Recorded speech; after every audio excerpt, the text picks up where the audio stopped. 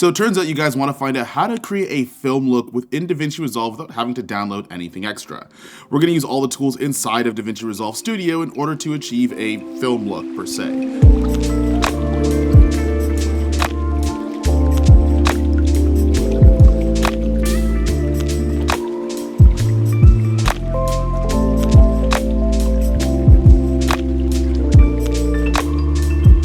Now, in today's video, we're going to find out how we can make a film emulation in DaVinci Resolve without having to download any LUTs or any external plugins. DaVinci Resolve on its own, if you're buying it outright, is expensive enough, and having to add that extra money in if you don't need to might just be something you might want to be interested in. Now, the three cameras we're going to be using are going to be a Sony camera, a Red camera, and a Blackmagic camera as well, and they're all going to have different nuances to them. This goes without saying that I'm not a colorist, and people are going to do this in a variety of different ways. It's just, this is going to be how I do it. And if you do me a favor, you subscribe to the channel and you throw this video a like, I actually might make these into power grades that I'll give for absolutely free. But let's jump into DaVinci Resolve Studio, which is actually technically in my room, and we're not going to film there. We're just going to show you how we do this thing. All right, so we're going to go with the easiest footage to edit, which is going to be red footage, but honestly, I'm just kidding.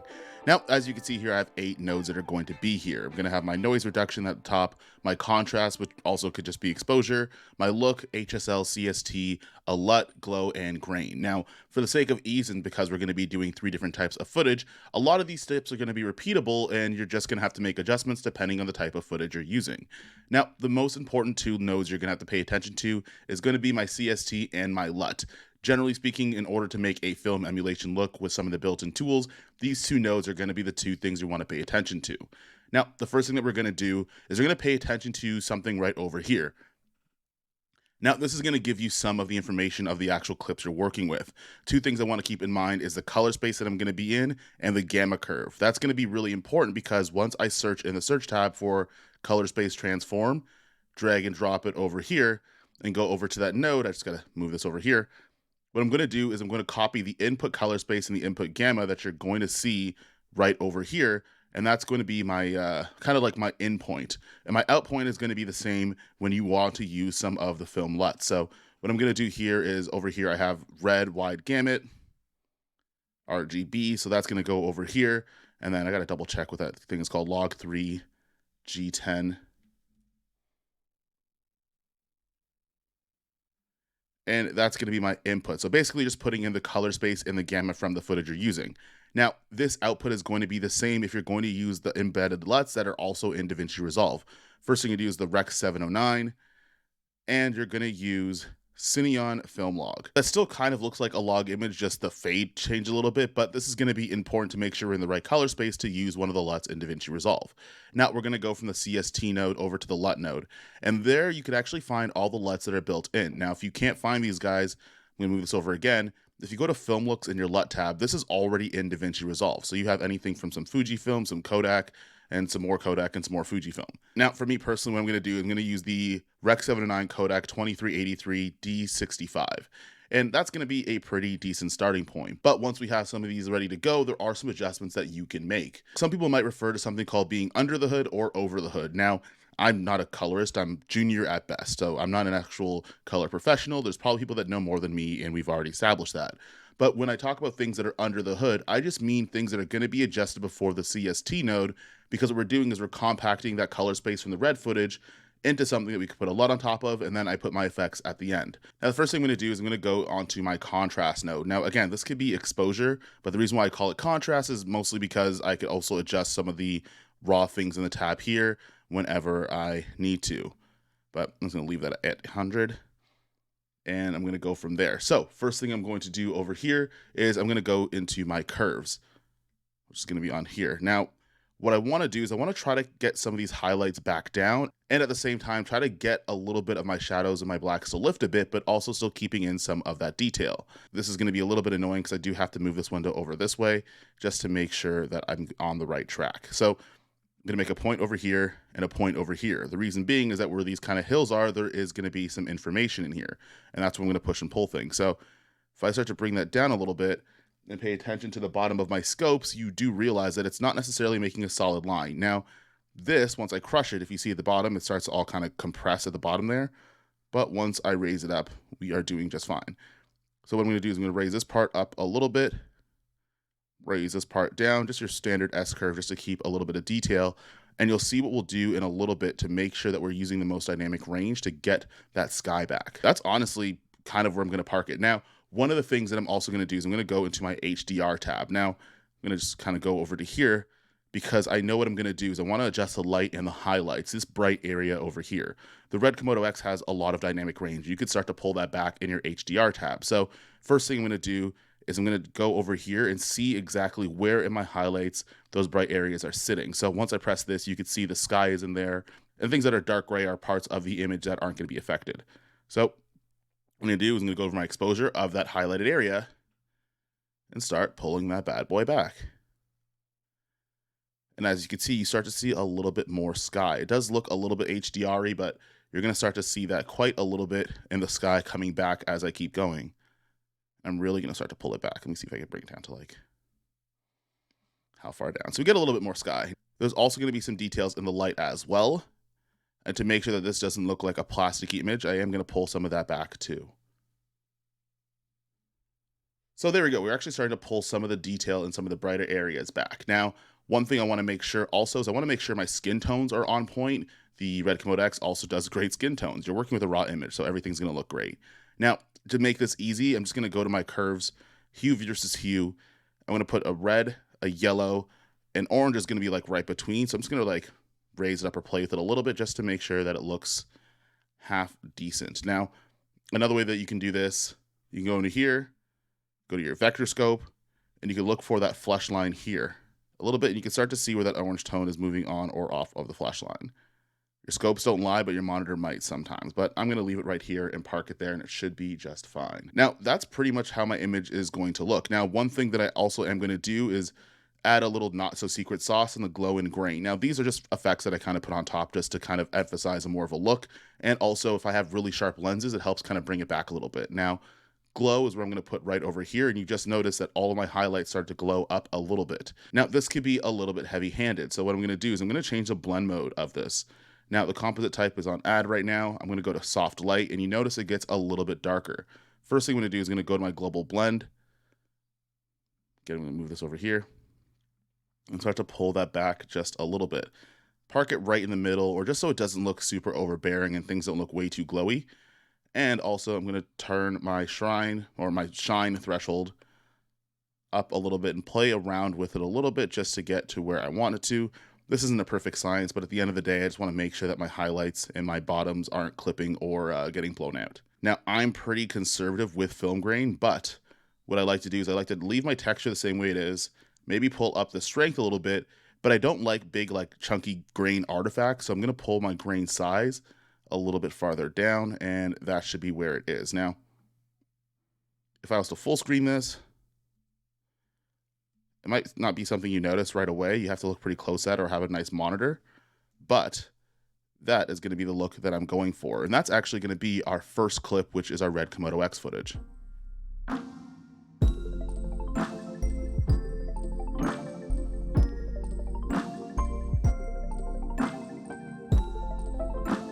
All right, so now we're going to move on to our second clip. Now, there are going to be a couple of things that are going to be pretty consistent and almost pretty much the same. Now, one is going to be the node where you're going to put your CST. Now, I am going to activate that, and you are going to pay attention to something very key. Instead of using the exact color space in gamma, I'm going to use DaVinci wide gamut and DaVinci intermediate. Now, I did steal this logic from somebody else, and I'll leave the link in the description down below, but the logic was actually pretty sound. The DaVinci wide gamut actually is a really wide color space, which means it's able to cover a bunch of different cameras, including some of the Blackmagic cameras, mostly because Blackmagic design and DaVinci Resolve go hand in hand. Now, with Blackmagic, because they have so many generations of their color space and their gamma profiles, it gets a little bit confusing. So just using DaVinci wide gamut just sounded like a logical, reasonable way of just making sure that you cover all your bases. And then we're still going to go with our output, which is Rec 709, and also the Cineon film log. Now, I already have that same Kodak 2383 print that's going to go on here, but as a starting point, this doesn't look as good as the red footage we were using, mostly because of one really small detail. Or one really big detail, who knows. But I used the wrong ISO. I shot at 4000 and it should have been 3200 as the second base, but even then still looks a little bit bright and washed out. So what's cool about Blackmagic RAW is that I could actually change my ISO within reason back up to a level that's a little bit more acceptable, and this looks a lot better exposed. However, there's a bunch of things that I need to change about this image, and we're going to do that now. Now, when using a higher ISO on the Blackmagic full frame, you are going to deal with a little bit of noise, and even in situations that aren't necessarily considered low light. If I full screen this here, and I'm not too sure if you could see this on the screen recording, but there is going to be noise in the darker areas like in hair. Now, I've already set up a noise reduction node, mostly because I don't want my computer to get choppy and slow down. So what I'm going to do is I'm going to turn this guy on, and I'm just going to go over some of the settings that I use. Now, in terms of temporal noise reduction, and to be honest with you, I don't really know the difference between the two. I just know that I want my noise reduction gone, so that's what I'm going to use. I do try to make sure that both these guys are set to better, and I will actually toggle these guys and have them linked, and I'll move it up until I could see those little artifacts on the side of the hair, which you could see are a lot better than when this node is turned off. I'm going to come back here. So this is what it looks like when noise reduction is on. That's what it looks like when it's off. Hopefully you could see that there is a lot of artifacting in the hair, and that can get really annoying, especially when you're working with noisy images. So I try to make sure that these are here. Generally speaking, for my temporal, my spatial, I kind of keep them the same. I bring it up to the lowest value I possibly can while not losing too much detail and sharpness, but at the same time, I solve the problem and I get rid of some of the noise that's going to be in the hair. Now, what I'm going to do is I'm going to go over to my primaries, and I'm just going to turn this node on real quick. And what I'm going to do is I'm going to try to get some of that kind of purple tone out of there and make this a little bit more of like a golden hour, kind of more of a warmer tone. So when we go over here, I'm already in my primaries. I'm going to go over to my gamma. And what I'm going to do is the opposite of blue is going to be yellow. So I just need a little bit of that into here. And then the opposite of red is going to be teal. So I'm just going to like pull that back like just a little bit. Now that's actually getting a little bit better to where I was. So if I'm going to kind of turn this node off, you notice a little bit more purple or a little bit more magenta. When I turn that on, it's a little bit more golden yellow, which is what I'm going after. And then for my lift, just to kind of try to balance it out and see where things are going to go. That's a bit too much. That's too much. There we go. That actually is... that's going to be way too much. So yeah, if I'm going to leave it at 0, it seems like it's going to be fine. Now, next thing I'm going to do is I'm going to go over to my contrast and my exposure, which I kind of leave the same thing with raw footage because I could just adjust my exposure inside of the raw tab. But I'm going to turn this bad boy on, and I'm actually going to go to HDR, mostly because I'm working with 12-bit raw footage, and using HDR, I find I have a bit more of a better experience using it with some of the raw footage or something that has a bit more data and a bit more dynamic range than something like 8-bit footage, for example. Now, what's cool about the contrast in your HDR is that it only affects your shadows and your highlights. It doesn't affect your saturation.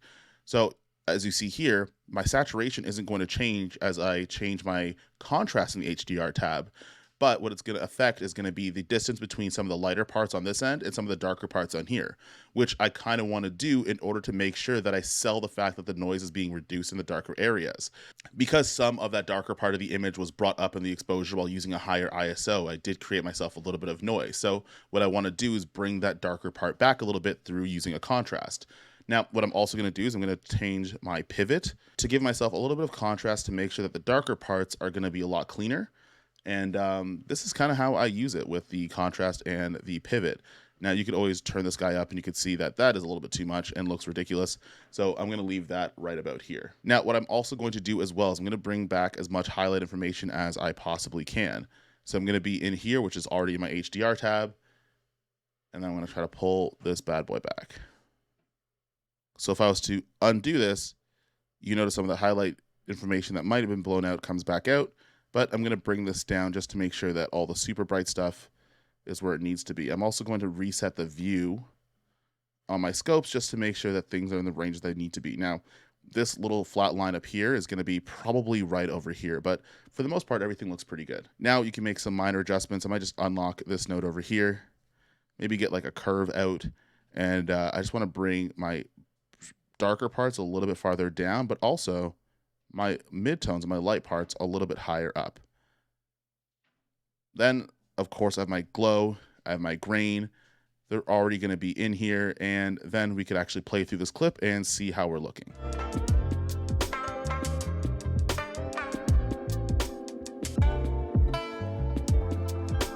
Okay, so you might be wondering, I'm not working with B-RAW, I'm not working with Red RAW footage, I might just be working with a normal Sony camera. Now, the logic is still going to be the same with your CST and your LUT nodes, which are going to be the most important thing in this tutorial if you haven't noticed. Now, with our CST, I'm going to turn that bad boy on, and what you're going to see is you're going to see the gamut 3.cine. It's just a weird name. And slog3 is going to be our input color space and our gamma. Of course, Rec 709 sitting on film log, and the built-in 2383 LUT that's going to be on here as well. And that actually makes a really decent, really good looking image. Now, there are going to be a couple things I'm going to do underneath that hood we were talking about behind the CST to make sure that everything looks as accurate as possible.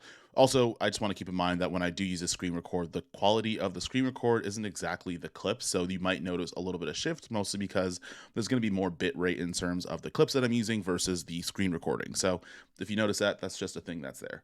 Now, what we're going to do is I'm going to go over to my contrast and exposure. First thing that I'm going to do is I'm going to take my offset. I'm going to bring this a little bit higher up. And the reason why is because I want to bring some of that shadow area and a little bit of the darker areas that might have got lost underneath.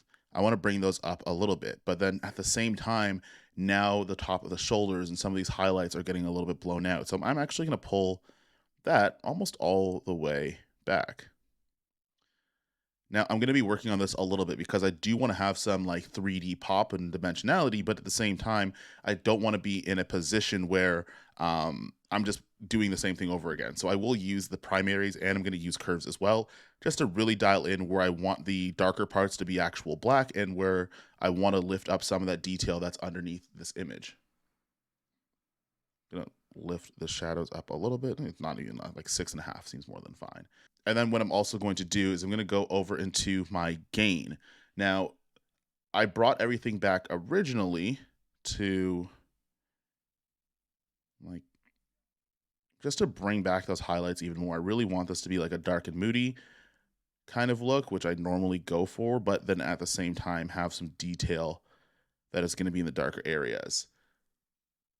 Now, what I also want to do is I want to get a little bit more cyan or a little bit more blue into my image, so to speak. So I'm going to go over to my red and just a little bit. Like that kind of actually makes a big difference. When you see it from here, just moving a couple points kind of gives you that teal and orange look, which looks kind of dope. And I don't know, I like that for what I normally use it for. And then what I'm going to do is I'm going to go to my temperature. Now, this, I just want to move this up a little bit. It was a little bit on the magenta side. I'm going to bring it up right over here. That looks like a little bit more in the ballpark of where I want it to go. And then I'm going to go over to my curves. And this is what I'm talking about. Just really trying to make some like almost unnecessary finer details just to play around with the contrast and get it to a point where that's way too high. That's way too much. But like right about here is just enough that you can tell that there's that little like skylight that's coming down. But at the same time, it doesn't blow out those details that are going to go across the upper body. So I'm just going to like play around with this a little bit, but I also don't want to make a gigantic fade because I think that's very 2018, but like that seems decent. Still bright areas where you see the light coming from. You can always use things like power windows and stuff, but that's not this tutorial. And then I'm going to go into my HSL, and I'm actually going to use the color warper. Now, I like this when I have very like defined colors in terms of like skin tones or any color that's on there, because I could just drop an eyedropper on there. And if I go left and right, you can see it goes left and right in terms of the hue, and then up and down in terms of the saturation. Now, I'm going to reset this real quick because what I want to do is make sure I go over to my vector scope. Keep in mind that flush line. Now, I'm recording this on my MacBook screen, so some of the color calibration isn't exactly the way that I want it to, and also sometimes not the same way that it shows up on YouTube. But I do notice that this guy over here is a little bit more into the red and magentas, even though on my screen from where I'm looking, it looks perfectly fine. So what I'm going to do is I'm going to grab that skin again, and I'm going to move it a little bit over to the left, just to kind of get it down to there. Now, because we already picked that point, you can already see it on here, I can go down to here and I could change those hue adjustment controls. Don't want to move it over here. And I could also adjust my saturation and my luminance. Now, I don't want it to be oversaturated by too much, so I am going to go to like 15. I think it was originally at 20. And that's how we're looking. Now, we are going to use the not so secret sauce in the glow, which we had in other stuff, where it is going to add a little bit of that halation into some of the brighter areas. I am going to answer in some film grain. And also, I'm trying this halation part with the glow as well. It hasn't made a gigantic difference in this image. I don't see it too much, and I think that's also because I didn't turn the threshold to be ridiculous. But there are going to be some situation where if I was using tube lights, like if that was going to be a tube light that was nice and bright, adding a little bit of halation would have given you a little bit more of that like black promise look that you might have got from here in combination with glow. This is something that I'm experimenting with, not necessarily part of the tutorial. You won't lose sleep not using it, but I also called it Halle Berry because we wanted to have some fun. But this is how our image looks like, and this is how everything off, and that's the CST with just the LUT that's on it. That's going to be some of those adjustments. It's a gigantic difference. That's changing a little bit of the temperature and the tint. That's going to be adding in a curve. That's a HSL to get my skin tones the way I want it to. And then you have your glow that'll kind of add a little bit of lift and a little bit of bloom. Your film grain that I'm super subtle and conservative about. And then the Halle Berry that actually kind of changes nothing in this particular example. But I did use it on other clips in a video that's coming up. But let's see what this looks like.